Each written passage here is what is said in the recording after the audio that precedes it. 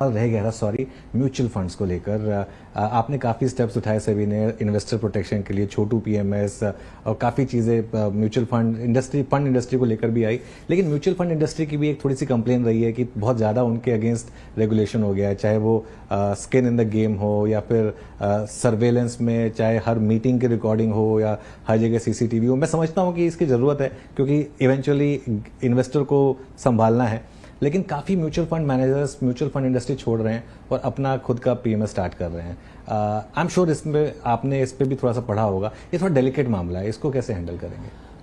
नहीं, इसका तो देखिए, अगेन ये बैलेंस यदि हम देखें तो उसी दायरे में ही आता है। अभी हम सब, हमारे जो सेबी के डिविजन्स हैं वो सब लोगों से बात कर रहे हैं अपने अपने क्षेत्र में, और वो एक रोड मैप तैयारी कर रहे हैं कि किन किन चीज़ों में हमें रैशनलाइज करना है, किन में सिंप्लीफाई करना है, किस में ज़्यादा रिस्क है और उस रिस्क को कम करना है, और कहाँ पे हम माइक्रो में चले गए हैं उसको हमको निकालना है।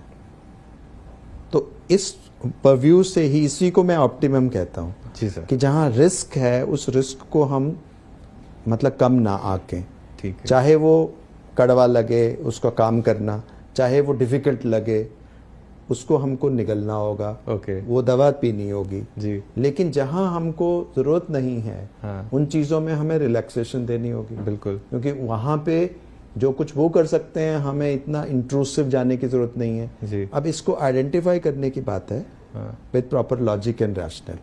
तो मुझे लग रहा है जब वो अप्रोच से हम काम करेंगे तो कुछ इश्यूज तो रिजॉल्व हो जाएंगे, लेकिन ये भी हमें मानना होगा कि इनसाइडर ट्रेडिंग में हम रेगुलेशंस के अंदर उनको लाए हैं, बिल्कुल, और चूंकि इतना सारा फंड म्यूचुअल फंड्स हैंडल करते हैं और उनके लेवल में इंटेग्रिटी रहना वो भी एक बहुत इंपॉर्टेंट चीज़ है। बिल्कुल, लेकिन यदि कोई एक्सेसिव हो रहा है, हाँ, यदि वो एक्सेसिव हो रहा है और जिसका औचित्य नहीं है, तो हम we can always have a relook at it. बिल्कुल।